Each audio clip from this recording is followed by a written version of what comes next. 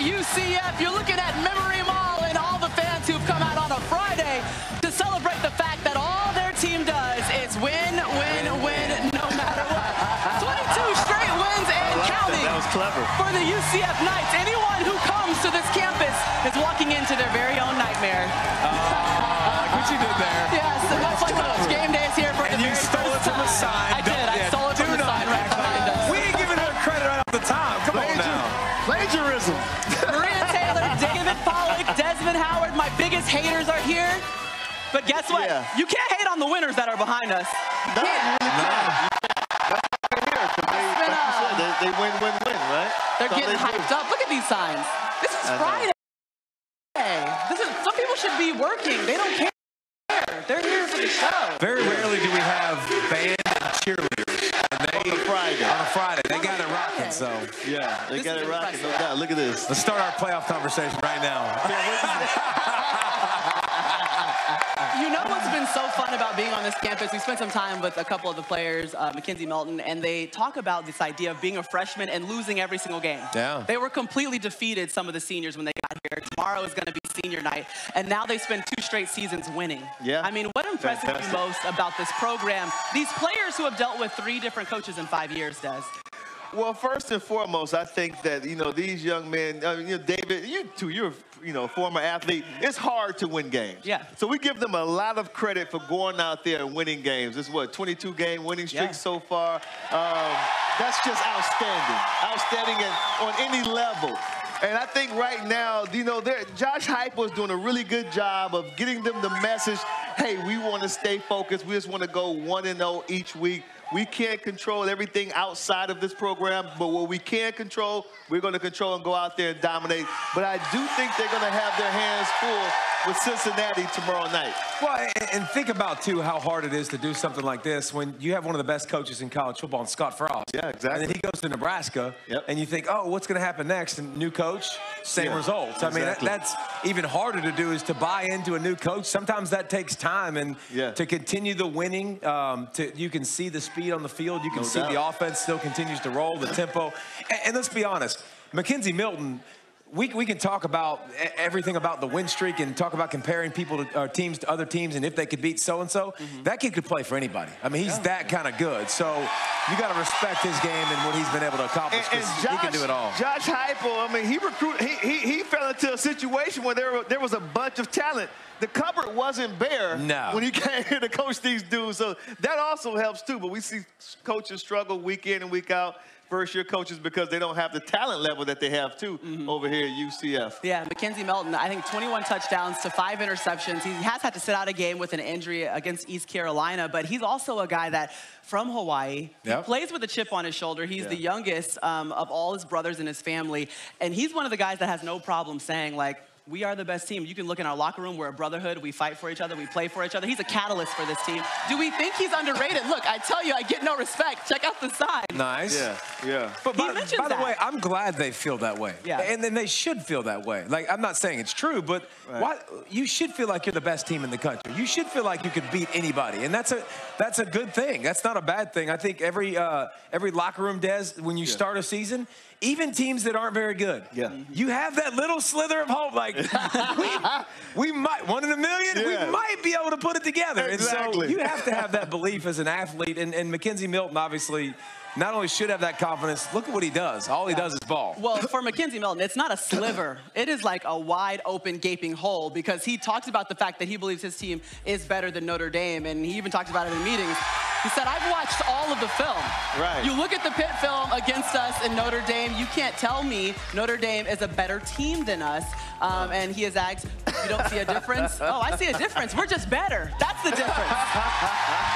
And what he's referring to is the fact that it took Notre Dame, they had to have a late score to get over Pitt. I think UCF beat Pitt by like 31 points. So he's saying, okay, if we have a common opponent, we performed much better, then why are people not having us in the same conversation as Penn State beat them like that, too. That doesn't mean we should start saying Penn State's the best team in the country either. Yeah. But does he not have an argument? I'm just saying. I mean, I agree with David. Some teams, they have a bad weekend and, they don't show up.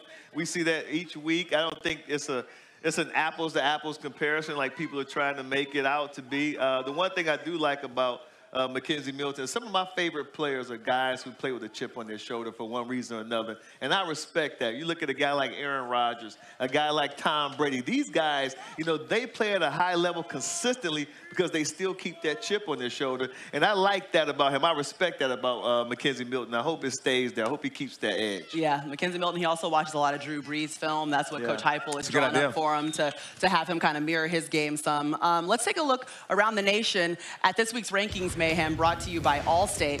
Number 3, Notre Dame, speaking of them, and number 12, Syracuse. They're squaring off at Yankee Stadium on Saturday. And if you're looking for omens, these teams have met before at Yankee Stadium. That was way back in 1963, a game that only Gino was aware of, and a game that Syracuse won 14-7. Gino's not even in the segment you're taking shots at. Getting shots. I like that. What are going to be the keys to this game, Syracuse and Notre Dame, Des? Well, you know, because Syracuse, they score a lot of points. They average 44 points a game. I think that Notre Dame can't get in the shootout with them. Syracuse, I believe, needs to stop the run. I believe that Ian Book is an incredible quarterback. I think that he has a lot of talent, but you want to stop Dexter Williams. Since he's come back, he's averaged 128 yards a game, 10 touchdowns on the ground.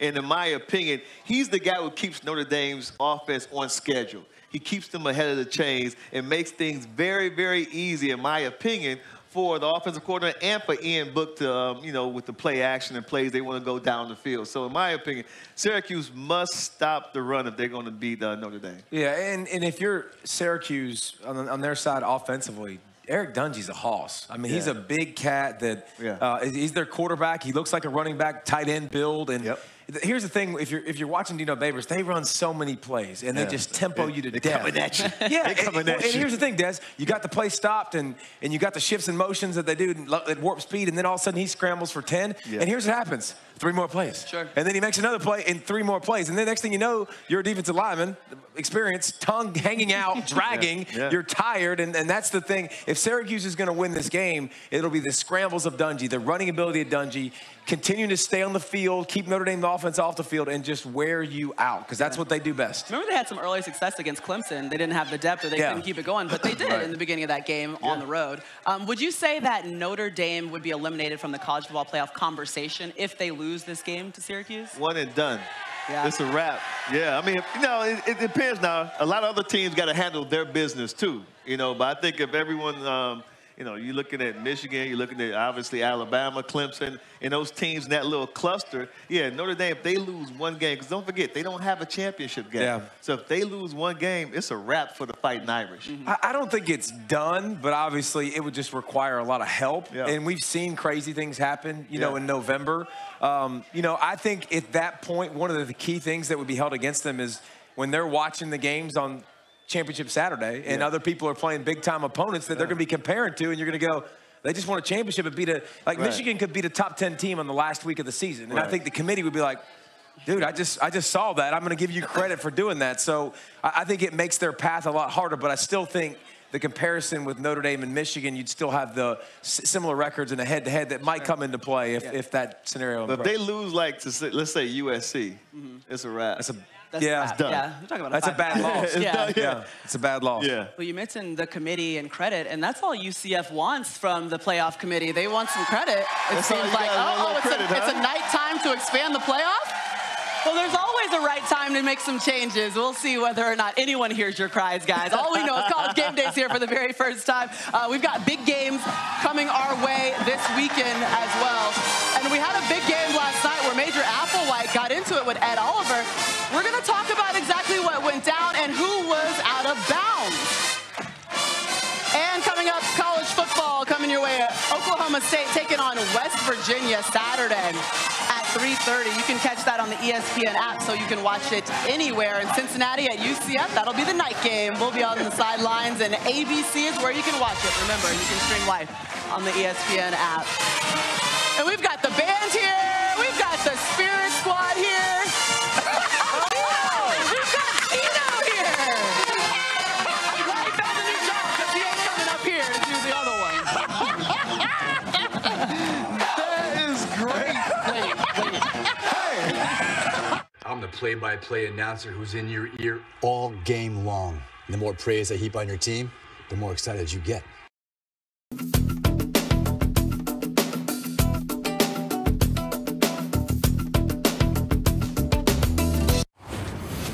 College Football Live is brought to you by Zales.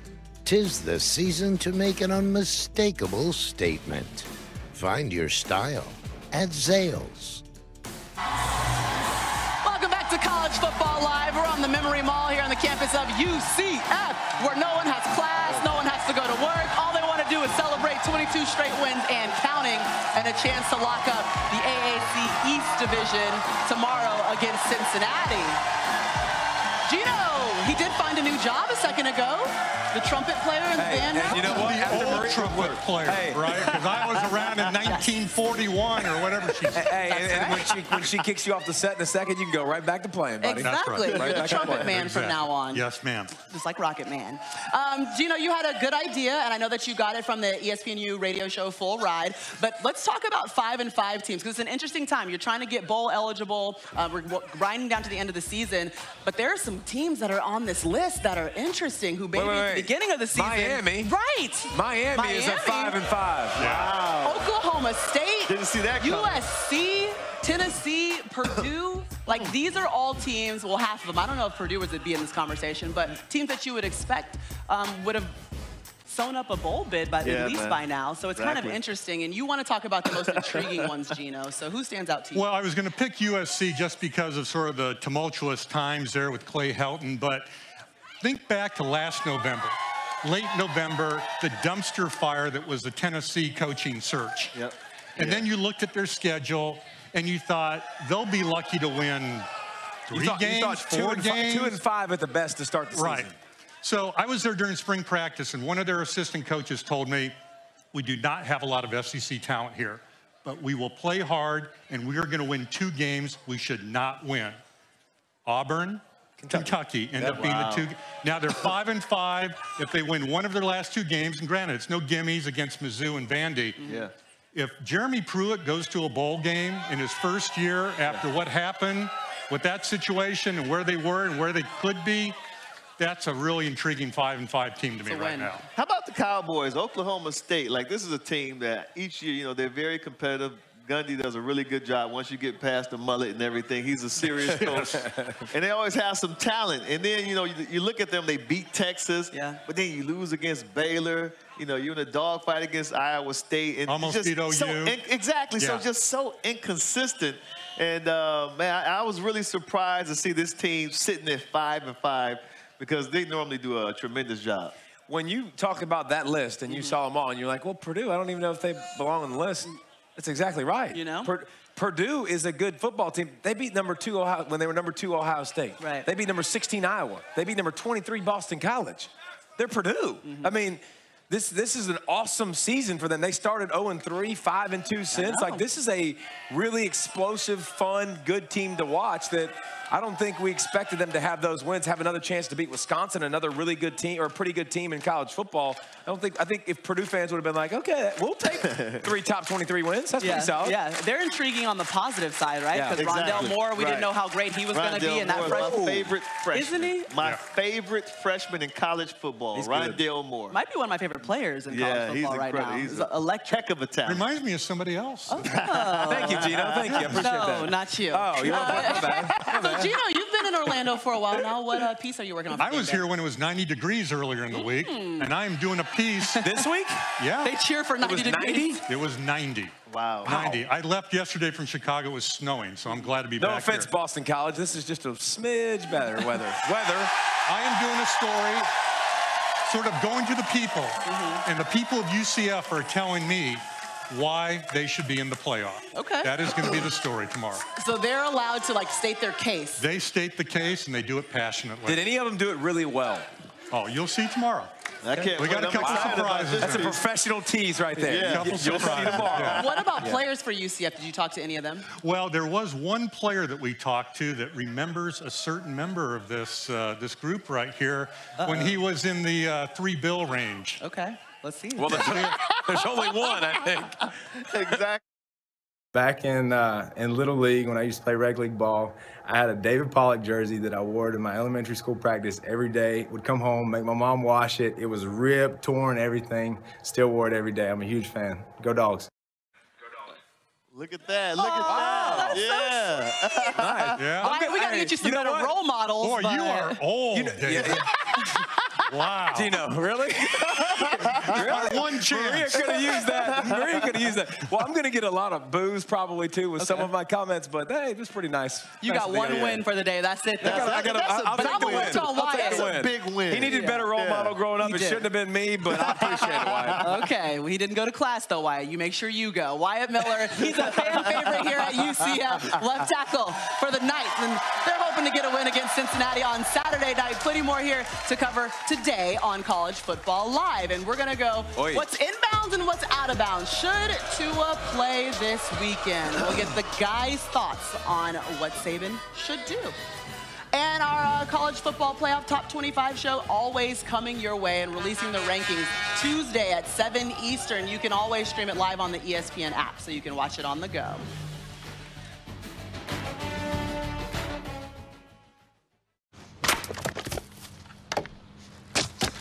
You okay there, Kurt? We're about to move. Karate helps relieve some of the house buying stress. I'll grab you if you pick the wrong. College Game Day, built by the Home Depot, live from UCF, tomorrow at 9 Eastern on ESPN. And coming up on College Game Day Saturday morning, don't let the hype about the mustache fool you. Washington State's Gardner Minshew and his squad are creeping into the hunt for the college football playoff. Jen Lotto went to Pullman to get to know the Cougars signal caller, while Tom Rinaldi with the story of Ben Abercrombie, who sustained a paralyzing neck injury while playing in his first game for Harvard last season, his inspirational fight to get back on campus. And Gino, he was on campus here in Orlando this week to hear from UCF faithful about why life outside the Power Five has led to not getting any of the love the Knights want. Let's take a look at our blimp-worthy player, UCF punter Mac Loudermilk. Oh, yeah. Presented by Goodyear.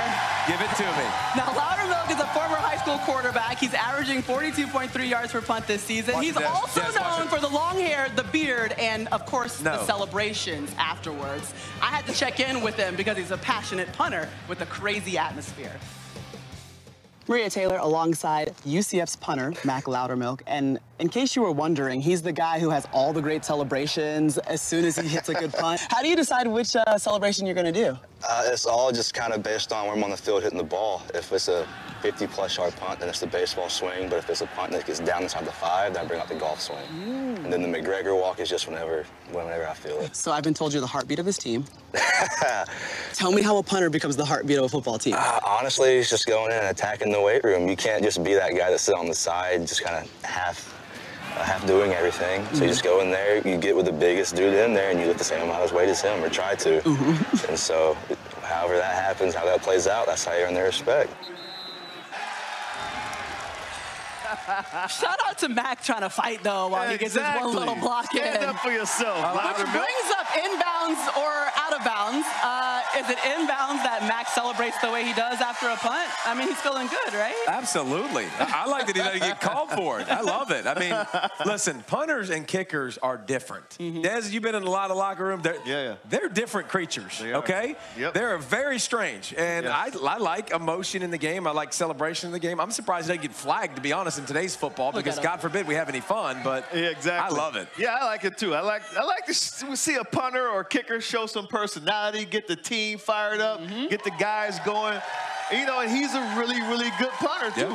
He probably doesn't get a chance to punt a lot because the offense is so explosive, but I like that. I like to see the personality come out in the punter. I agree with you. Mac played quarterback. He was a linebacker. He did everything in high school, and somehow he settled on being a punter. He's like, I still don't know what I'm doing out here. Let's talk about what Alabama's doing, though. Nick Saban, not happy about questions about whether or not he should sit his starting quarterback, Tua Tagovailoa. Yes. Is it inbounds or out of bounds to even bring up the conversation, the idea of sitting your starting quarterback? Well, it's inbounds. You can bring up anything you want. Now, how Nick handles it is Nick. But I mean, it's absolutely inbounds for the media to ask. This is a guy that keeps hobbling off the field, okay, and goes down and looks bad for a moment. So you absolutely should ask about it. This guy's the Heisman front runner right now. He's your key to getting back to the national championship game and potentially winning it. What's the upside in playing him in this game? So I think it's definitely inbounds. This guy is too valuable to this team, not just the offense, but to the whole team. So it's definitely inbounds. Okay, well, I don't know if you guys saw this last night, but Ed Oliver and Major Applewhite, his head coach, kind of getting into it on the sidelines. Yeah, I saw because Major Applewhite wanted him to take the jacket off because they're reserved for the players who are playing in the game. Walked up to him, said, hey, you know, take that off. Ed didn't too much like that. This is important. Look at pregame warm-ups. Yeah, I see him. I see him. Do you think I see what you're saying. Do you think Ed is healthy to play? He appears possibly Dez healthy enough to leap up and grab balls. He might be healthy enough to play there. So this was awesome, by the way. Yeah, I love it. So go ahead. What is it? Inbounds or out of bounds? It's absolutely inbounds. There are rules in place whether you are a superstar or a scrub, and that's the way it goes. Guess what?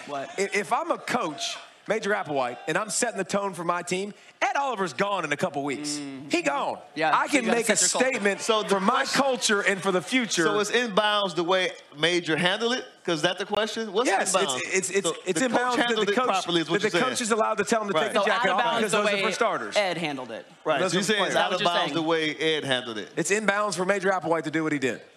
It's inbounds for a coach to tell you to take a coat off. Yeah, I mean, I don't think that's the question. I don't think that's the issue. I think the issue is the way he responded to Applewhite, like, I want to put hands on you. Is that out of bounds? That's the question. It depends on how he said it to him. Exactly. Exactly. Give me the coat, scrub, now. Begets respect. It's about respect. And if you came to Ed sideways, you know this man's temperament. Yeah. You know this guy. So if you're dealing with him like that, he's going to deal with you back. You're going to get the energy that you put out. Speaking of respect, again, UCF fans, all they want is respect. I'm looking at the side of 2017 National Championship formula. Remember, they're better than all those teams, according to Albert Einstein on this poster. Inbounds or out of bounds, national champions, UCF. You'll find out what the guys have to say on College Game Day tomorrow morning. Join us at 9 a.m. Eastern. Hey, this is the Magic Man, and you're watching my homeboy,